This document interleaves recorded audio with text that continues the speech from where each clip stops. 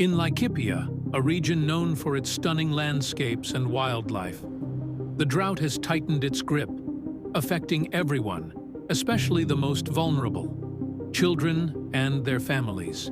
The area rests on the western side of Mount Kenya, which is the leeward side that receives minimal rainfall. Most of the water sources in this area originate from the mountain that has also been adversely affected by climate change. Our rivers used to flow continuously throughout the year, but with climate change we have rivers that are not seasonal, becoming seasonal, and which has also affected us as residents in terms of accessing water for household use. Areas that receive less rain, they tend to have problems when accessing clean water for consumption, agriculture, and also sanitation. Secondly, there is a lesion of ecosystem. Areas where we have diverse ecosystem, there is loss of diversity in terms of deforestation, and hence the flora and fauna is really affected. Inaniadhiri hiyo climate change kwa sababu mvua haikuji kwa wakati, kuna jua kali inakuja, inaharibu kila chakula yote, hata ng'ombe zinakufa kwa sababu ya ukame. Initially, we used to have like a drought after every 10 years. In the early 2000s, it came down to about a drought after every 5 years. But now we are seeing a cyclic kind of a drought. Almost every other year, we have a drought or we have a dry season, which is affecting people in a very, very big way. Water, the source of life, has become a rare and precious commodity. Climate change has intensified these dry spells, making recovery even harder. For school children, the drought is more than just a natural disaster. It's a daily hurdle to their education. Well, some of the challenges that I have seen in my 5 years stay here, there is a shortage of water, and basically this one has come as a result of drought. You find that when there is drought, when we don't have enough rainfall, the pupils suffer. And during the dry season, we usually don't have enough water. We rely on the river that is down there, where we go to fetch water. Sometimes that water is not always clean because we share that water with the animals there, and sometimes you find that water sometimes is always green and not very good for the children to drink. Drought, it causes hunger, and it causes hunger. Some people cannot come to school because of there's no food at their home.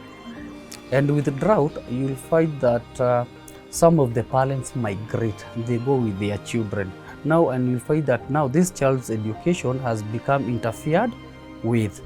We have devastating effects on child protection because the climate crisis has led to exploitation, sexual exploitation, drug abuse by children, and also child neglect as a result of family breakups. In terms of the challenges is understanding. How do we address climate change issues at the various levels and in different forms? Bearing in mind that we are dealing with communities who are yet to fully understand what climate change is. People know that there is climate change, but how do they deal with it? How do they cope with it? What are the mitigation measures? What are the adaptation measures? What is the resilience that communities can be able to develop? So those challenges we are able to work through. So it took us time to work on those challenges and to create an understanding so that we come with a common broad framework that we can be able to work to address climate change issues. A movement is rising. School children who are refusing to stay silent in the face of climate change. And yet, too often, their voices go unheard. Too often, their fears are dismissed.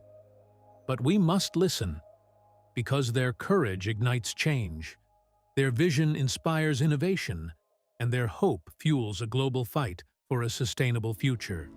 Pioneer Child Development Program is a child-centered organization. So the whole idea of having to bring the children into perspective and also work with the children and allow the children to articulate themselves, I think for us was like, how does this work? But I think for the engagement we have seen with Pamoja, we actually see that yes, this is possible, it is doable, and children have very good ideas. It's only that their voices are never heard.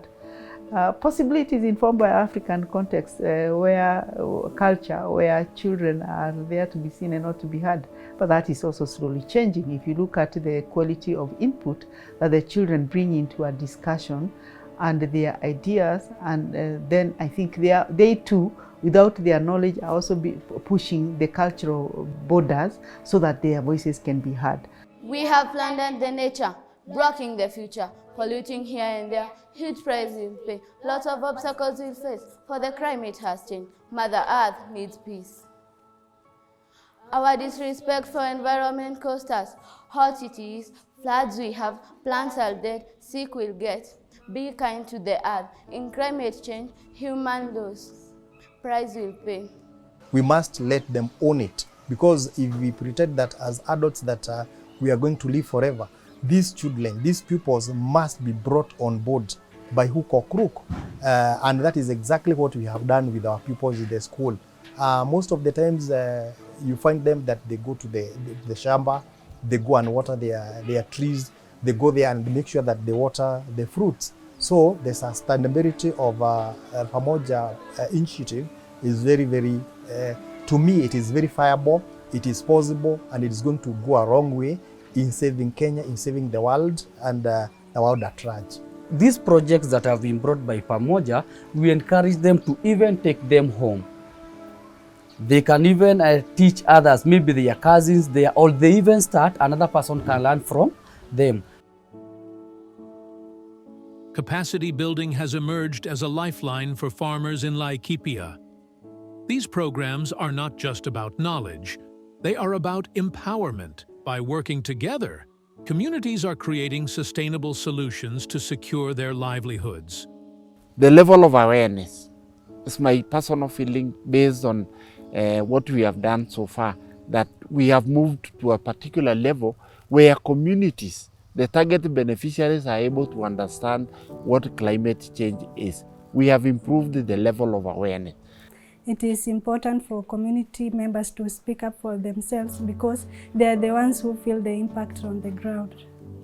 There will be sustainability when farmers are capacity built on various ways to be resilient on the climate change issues and be prepared on what to do and when to do it.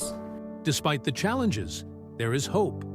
Pioneer Child Development Program is empowering families to build resilience against future droughts, even as climate change continues to alter weather patterns. In this process of implementing Pamoja project, we've learned several things.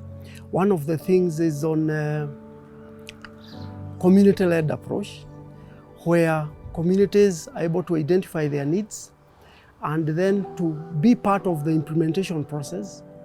What it does is that it's empowering for them, and it's also a sustainable approach because the community can always raise up and advocate for any other issue that they feel is of importance to them. The other thing is on the rights-based approach, where then the community in the process of implementing the project and advocating are able to understand their rights, and that will help them even in future as they continue to engage with their leaders. Then the other thing is on the inclusive approach. And in this particular project, we have been able to implement an approach on diversity, equity, and inclusion, whereby we are engaging with everybody and every voice counts. And it is those voices that are driving the process of this agenda. We have also learned about evidence-based and the importance of ensuring that in every stage of this project, then we are able to document and to ensure that others can learn from the process and replicate the same. The journey is long, but the resilience of Laikipia's people is unshakable. With support and action, we can turn the tide and bring life back to this beautiful land.